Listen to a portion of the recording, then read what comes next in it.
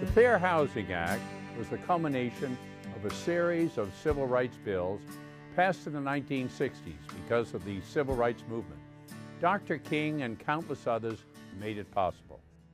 I grew up in rural Alabama, about 50 miles from Montgomery.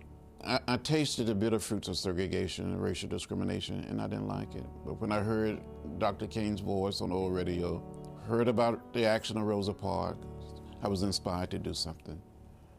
I came to Washington, D.C. in 1961. I was 21 years old to go on something called the Freedom Rides. During those days, it was almost impossible for people of color to board a trailway bus and travel from Washington, D.C. to New Orleans without being forced to sit in the back of the bus. It was very dangerous for an interracial group. It was 13 of us, 7 whites and 6 blacks, traveling through the South. People would beat us, would spit on us, put lighted cigarettes out in our hair and down our backs, beat us with lead pipes, and we didn't strike back, because we were committed to the philosophy and the discipline of nonviolence. We wanted to redeem the soul of America. You know, nobody liked to be beaten. No one liked to go to jail. But we were prepared to give a little blood, and some of us gave some blood, and others gave their very lives. Let us be willing to turn the other cheek with the realization that it is better to go through life with a scarred up body than with a scarred up soul. We are confronted primarily with a moral issue. The heart of the question is whether all Americans are to be afforded equal rights and equal opportunities. President Kennedy was the first president to say that the issue of race or the issue of civil rights is a moral issue. If an American, because his skin is dark, cannot eat lunch in a restaurant, if he cannot send his children to the best public school available, if he cannot vote, if, in short, he cannot enjoy the full and free life which all of us want, then who among us would be content to have the color of his skin changed and stand in his place? A few days later, we met with him.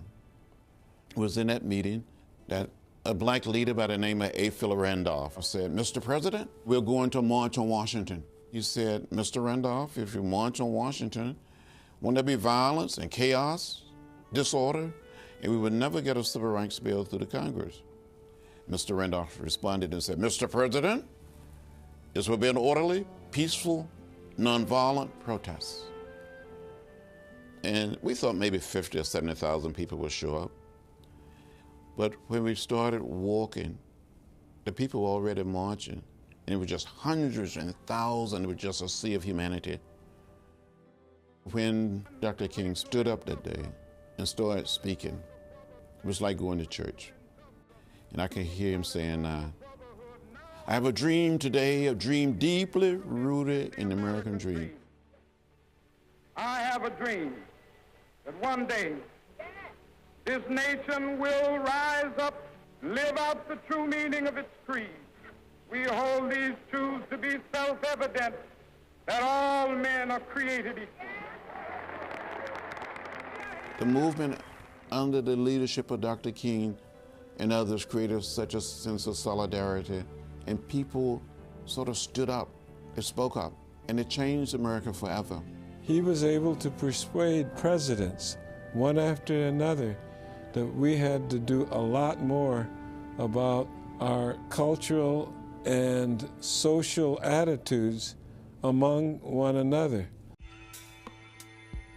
The Civil Rights Act of 1964 literally desegregated places of public accommodation. It broke down those signs that said white and color. Dr. King and others had been saying, well, the Civil Rights Act is tremendous, except there's nothing about voting in here. And that's what we're trying to get. The Congress debated the Voting Rights Act, passed the act, and on August 6, 1965, President Johnson signed it into law. A lot of flat-out discriminatory practice ended, and the violence that frequently accompanied it, but the housing and therefore the schools are still basically segregated. The Fair Housing Act of 1968 was needed to end discrimination in housing. Now with this bill, the voice of justice speaks again. It proclaims that fair housing for all who live in this country is now a part of the American way of life. The Fair Housing Act of 1968 was enacted into law 1 week after Dr. Martin Luther King was assassinated. It's very basic. It just says that when it comes to housing in America, you can't discriminate against Americans, regardless of who they are, their race or national background. None of that should be taken into consideration. Unfortunately, though, the act has not been effectively enforced. There are still many instances of discrimination in housing. We know that. There still is problems of redlining, people being excluded on the basis of either sexual orientation, of race, gender. There's still problems out there, and we still have to prosecute those who would deny people to have decent, affordable shelter. Civil rights is still America's unfinished business. We've made progress, but we obviously can't rest on any laurels when discrimination, prejudice, and outright bigotry still persist in so many aspects of our society. If we're really going to strive for the kind of opportunity which is a hallmark of America, we really have to talk about economic opportunity. And that means making certain that people have an opportunity for a job, a good job that really is befitting them and gives them a chance to raise their family, and a decent place to live in a safe neighborhood. And that's why the Fair Housing Act is so important. Without any question, much has been accomplished. But that's why it's still so much work to be done, and that's the reason I'm introduced and been the chief sponsor of the Emmett Till unsolved murder bill. It's the Emmett Till legislation would allow us to go back and really pursue these so-called cold cases on civil rights murders. Emmett Till was a young man that was lynched in Mississippi during the summer of 1955. This was a young boy who was accused of whistling at a white woman, and his tortured body was found draped with chains and weights in a river. I would never forget it. I was 15 years old. It could have happened to any young person, but it was a turning point for many, many people. The bill is named the Emmett Till Bill because this is a classic case where the people who were accused of murdering him were acquitted by an all-white jury. And to make matters worse, shortly thereafter, in an interview with a national magazine, virtually admitted their guilt. This bill will create an office in the Department of Justice under the FBI with a budget to solve these crimes. People need to know that these horrendous violations of human rights are not going to be forgotten, and that we're going to pursue them for as long as we can with all the tools available to us. That's what this bill is really about.